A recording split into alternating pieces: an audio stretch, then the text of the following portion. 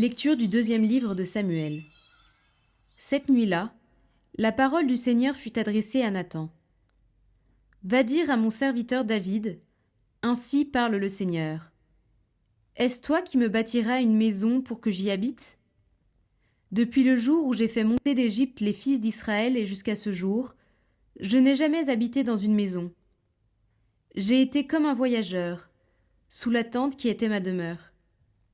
Pendant tout le temps où j'étais comme un voyageur, parmi tous les fils d'Israël, ai-je demandé à un seul des juges que j'avais institués pasteurs de mon peuple d'Israël, « Pourquoi ne m'avez-vous pas bâti une maison de cèdre ?» Tu diras donc à mon serviteur David, « Ainsi parle le Seigneur de l'univers. C'est moi qui t'ai pris au pâturage derrière le troupeau, pour que tu sois le chef de mon peuple Israël. J'ai été avec toi partout où tu es allé. J'ai abattu devant toi tous tes ennemis. Je t'ai fait un nom aussi grand que celui des plus grands de la terre. Je fixerai en ce lieu mon peuple Israël, je l'y planterai. Il s'y établira et ne tremblera plus. Et les méchants ne viendront plus l'humilier, comme ils l'ont fait autrefois, depuis le jour où j'ai institué des juges pour conduire mon peuple Israël. Oui, je t'ai accordé la tranquillité en te délivrant de tous tes ennemis. Le Seigneur t'annonce qu'il te fera lui-même une maison.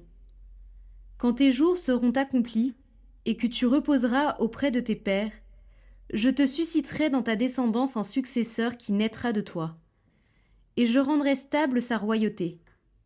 C'est lui qui bâtira une maison pour mon nom, et je rendrai stable pour toujours son trône royal.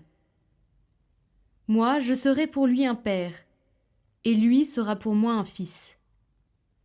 S'il fait le mal, je le corrigerai avec le bâton, à la manière humaine, je le frapperai comme font les hommes.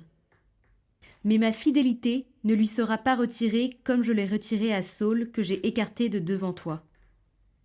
Ta maison et ta royauté subsisteront toujours devant moi. Ton trône sera stable pour toujours. Toutes ces paroles, toute cette vision, Nathan les rapporta fidèlement à David.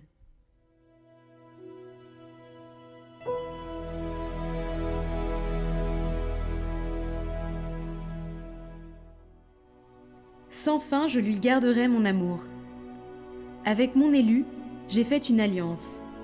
J'ai juré à David, mon serviteur, « J'établirai ta dynastie pour toujours, je te bâtis un trône pour la suite des âges. » Il me dira, « Tu es mon Père, mon Dieu, mon roc et mon salut. » Et moi, j'en ferai mon fils aîné, le plus grand des rois de la terre. Sans fin, je lui garderai mon amour. Mon alliance avec lui sera fidèle. Je fonderai sa dynastie pour toujours, son trône aussi durable que les cieux.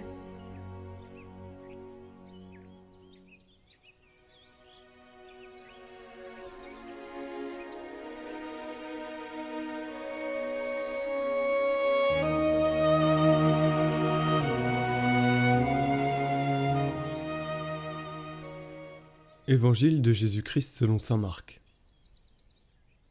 En ce temps-là, Jésus se mit de nouveau à enseigner au bord de la mer de Galilée. Une foule très nombreuse se rassembla auprès de lui, si bien qu'il monta dans une barque où il s'assit. Il était sur la mer, et toute la foule était près de la mer, sur le rivage. Il leur enseignait beaucoup de choses en paraboles, et dans son enseignement il leur disait : « Écoutez, voici que le semeur sortit pour semer. Comme il semait, du grain est tombé au bord du chemin. Les oiseaux sont venus et ils ont tout mangé. Du grain est tombé aussi sur le sol pierreux, où il n'avait pas beaucoup de terre. Il a levé aussitôt, parce que la terre était peu profonde. Et lorsque le soleil s'est levé, ce grain a brûlé, et faute de racines, il a séché. Du grain est tombé aussi dans les ronces. Les ronces ont poussé, l'ont étouffé, et il n'a pas donné de fruits. Mais d'autres grains sont tombés dans la bonne terre, et ils ont donné du fruit en poussant et en se développant, et ils ont produit 30, 60, 100 pour un. Et Jésus disait : « Celui qui a des oreilles pour entendre, qu'il entende. » Quand il resta seul, ceux qui étaient autour de lui avec les 12 l'interrogeaient sur les paraboles. Il leur disait : « C'est à vous qu'est donné le mystère du royaume de Dieu. Mais à ceux qui sont dehors, tout se présente sous forme de paraboles. Et ainsi, comme dit le prophète, ils auront beau regarder de tous leurs yeux, ils ne verront pas. Ils auront beau écouter de toutes leurs oreilles, ils ne comprendront pas. Sinon ils se convertiraient et recevraient le pardon. » Il leur dit encore : « Vous ne saisissez pas cette parabole ? Alors, comment comprendrez-vous toutes les paraboles ?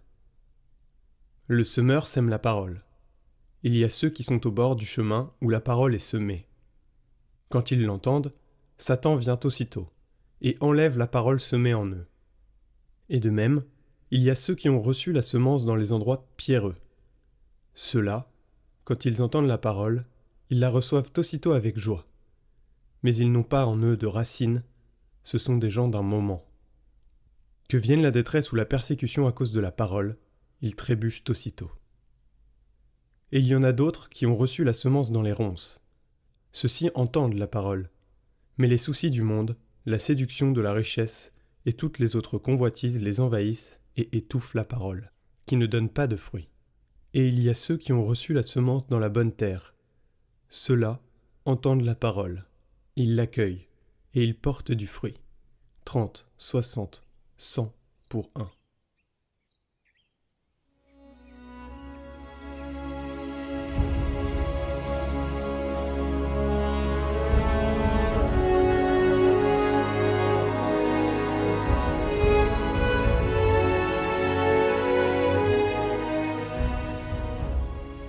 Commentaire de saint José-Maria Escrivá de Balaguer. Semer dans le monde entier. Voici que le semeur est sorti pour semer. La scène est d'actualité. Aujourd'hui, le semeur divin sème encore sa semence à la volée. L'œuvre du salut continue de se réaliser. Et le Seigneur veut se servir de nous. Il désire que nous, les chrétiens, nous ouvrions à son amour tous les chemins de la terre. Il nous invite à propager son message divin par la doctrine et par l'exemple jusqu'aux confins du monde. Il nous demande, à nous, citoyens de la société qu'est l'Église, et citoyens de la société civile, d'être chacun un autre Christ dans l'accomplissement fidèle de ses devoirs, en sanctifiant son travail professionnel et les obligations de son état. Si nous considérons ce monde qui nous entoure et que nous aimons parce qu'il est l'œuvre de Dieu, nous y verrons se réaliser la parabole. La parole de Jésus est féconde. Elle suscite en de nombreuses âmes la soif de se donner et d'être fidèles. La vie et le comportement de ceux qui servent Dieu ont modifié l'histoire, et même beaucoup de ceux qui ne connaissent pas le Seigneur sont mus, peut-être sans le savoir, par des idéaux dont l'origine se trouve dans le christianisme. Nous voyons aussi qu'une partie de la semence tombe dans la terre stérile, où parmi les épines et les broussailles, qu'il y a des cœurs qui se ferment à la lumière de la foi. Si les idéaux de paix, de réconciliation, de fraternité sont acceptés et proclamés, ils sont trop souvent démentis par les faits. Quelques-uns s'acharnent en vain à bâillonner la voix de Dieu en ayant recours pour empêcher sa diffusion, soit à la force brutale, soit à une arme moins bruyante, mais peut-être plus cruelle parce qu'elle insensibilise l'esprit. L'indifférence. Aujourd'hui, chers amis, c'est la Saint Thomas d'Aquin et pour fêter ce grand docteur de l'Église dominicain, on lance un parcours spécial de 5 jours sur la spiritualité. Pour ceux qui ne savent pas vraiment ce que c'est, voilà une catéchèse pour vous expliquer tout. Le frère Clément Binachon, dominicain lui aussi, va nous accompagner chaque jour pour décoder la vie spirituelle et la rendre enfin concrète. On commence tout de suite avec l'épisode 1, c'est quoi au juste la spiritualité ? Vous pouvez aussi retrouver cet épisode, il est en lien en haut à droite et en description de cette vidéo sur notre chaîne Catéchisme et Enseignement. Bonjour à tous, je suis frère Clément du couvent des Dominicains à Marseille et je suis très heureux avec vous de partager cette petite catéchèse sur la vie spirituelle et la spiritualité.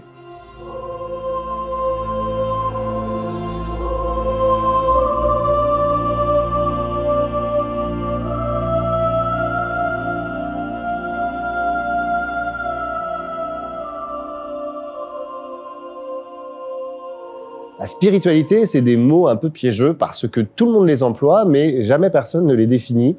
Et parfois, on a des idées assez contraires. En fait, quand on est chrétien, le mot spiritualité, il a un sens assez précis. Il vient directement de saint Paul, qui, dans une de ses épîtres, oppose l'homme psychique à l'homme spirituel. L'homme psychique, et psyché en grec, c'est aussi l'esprit, c'est celui qui est gouverné par son esprit au sens faible, par sa psyché, par sa psychologie, qui n'est pas gouverné par l'Esprit de Dieu. Au contraire, l'homme spirituel, pour un chrétien, pour saint Paul, c'est celui qui est guidé par l'Esprit Saint, par l'Esprit avec un E majuscule, et qui donc laisse l'Esprit de Dieu gouverner sa vie, ou au moins essaye d'y collaborer, parce que vous avez remarqué comme moi que c'est pas si évident que ça. Et donc, la vie spirituelle, au sens fort, au sens chrétien, la spiritualité, c'est se laisser guider au quotidien dans ma vie par l'Esprit Saint. Donc vous comprenez que c'est pas du tout la même chose que tout un tas de spiritualités orientales ou non chrétiennes, où on a une idée d'une élévation du sommet de l'âme, des choses les moins matérielles et les plus nobles. Mais les choses les moins matérielles et les plus nobles, pour un chrétien, c'est l'Esprit Saint. C'est l'Esprit Saint qui me guide. Et alors, on arrive à une première difficulté hyper fréquente aujourd'hui, dans la vraie vie des vrais gens, c'est que depuis le XXe siècle, on a eu tendance à concevoir cette vie spirituelle uniquement sous le rapport de nos émotions quand on s'adresse à Dieu. On a tendance à réduire notre vie spirituelle, notre relation à l'Esprit Saint, uniquement au moment de prière, et qu'on va juger en fonction des émotions qu'on aura reçues à ce moment-là. Donc, ma vie spirituelle, c'est plus toute ma vie, c'est seulement les moments où je prie. Et dans les moments où je prie, c'est même pas le moment dans son ensemble, mais c'est seulement les émotions qui vont me traverser à ce moment-là. Donc ça, c'est pas non plus la version chrétienne. C'est un préjugé qu'on a beaucoup, mais c'est un préjugé contemporain. La version chrétienne dans son intégralité, celle de toute l'histoire de l'Église, celle de la Bible, celle de Jésus, celle de saint Paul, c'est l'Esprit Saint qui me guide. Et l'Esprit Saint, il me guide pas que quand je me mets à genoux pour prier. L'Esprit Saint, il me guide au quotidien. Et donc, c'est la vie de l'Esprit Saint dans toute ma vie, dans mon travail, dans ma famille, quand je passe à table, tout. Saint Paul dit, faites tout pour la gloire de Dieu, pas juste les moments où vous priez. Et donc, comment l'Esprit Saint agit dans ma vie de tous les jours, c'est pas seulement la prière, c'est tout le quotidien. Et organiser tout mon quotidien en fonction de l'Esprit Saint, eh bien, en fait, c'est le vrai sens de la vie morale. La vie morale, c'est quand j'essaye de vivre selon Dieu toute ma vie, et pas simplement mes moments de prière. Donc la spiritualité, c'est un peu l'art, parce qu'il y a quelque chose d'artisanal en fait, on essaye, on voit en fonction de notre vraie vie comment ça marche ou pas, l'art de vivre avec l'Esprit Saint. L'art pour un chrétien de se laisser guider par Dieu. Et là aussi, il y a encore plein de petites choses à régler, parce que l'Esprit Saint, il va pas faire de nous des marionnettes. Il va pas venir avec des fils, vous voyez, qui va nous téléguider et faire en sorte que je vais plus vivre ma vie. Il va pas faire en sorte que je vais me mettre à devenir une mère Teresa comme ça du jour au lendemain si je lui demande et que la charité va se mettre à déborder de mon cœur. On aimerait bien, mais on a remarqué que les choses sont beaucoup plus progressives. Parce que Dieu et l'Esprit Saint, quand il agit dans ma vie, il a quelque chose de très spécifique. Il va toujours respecter ma liberté. Il l'a voulu. Spontanément, comme moderne, nous, on a tendance à imaginer qu'il va être en concurrence avec nous. Que nous, on va vouloir quelque chose, et puis Dieu va arriver de l'extérieur, et va me dire, tu dois faire ça. Là encore, c'est pas du tout l'expérience de l'Église. La vie spirituelle, c'est Dieu qui, à l'intérieur de mon cœur, va vouloir me dire, ok, ce serait bien de faire ça. Je sens, je désire, j'ai l'envie de me convertir un petit peu sur ce point-là. Ce désir, c'est ma vie spirituelle. C'est le Seigneur qui me montre, ok, là, tu as un petit point où tu peux être plus proche de l'Évangile, tu peux être un meilleur chrétien sur ça. Et donc là, ma liberté, elle reste entière. C'est à moi ensuite de me dire, ok, il faut que je fasse attention à moi m'énerver avec tel collègue, parce que le Seigneur nous demande de pardonner à nos adversaires, aux personnes irritables. Et donc, c'est ça la vie spirituelle. Et donc, comme chrétien, comme catholique, la vie spirituelle et la vie morale ne forment qu'une. Les deux sont rassemblés. Et il n'y a rien de pire que de les dissocier. D'avoir une vie spirituelle intense, c'est-à-dire des moments de prière intenses, qui sont déconnectés de notre vie morale, c'est-à-dire notre relation avec les autres et avec notre prochain. Jésus dit, il y a un seul commandement qui se divise en deux, aimer Dieu et aimer son prochain. Il y a un seul commandement. Et donc, si on distingue les deux, si on réduit notre vie spirituelle à l'amour de Dieu en oubliant l'amour du prochain, on n'a plus une vie spirituelle chrétienne. La première leçon, la plus importante peut-être de la vie spirituelle pour un chrétien, c'est de ne pas dissocier mon quotidien de ma relation avec Dieu. Parce que c'est dans mon quotidien que Dieu va déployer son action. C'était le parcours sur la spiritualité avec le frère Clément Binachon. Retrouvez ces vidéos sur notre chaîne Catéchisme et Enseignement en lien en description.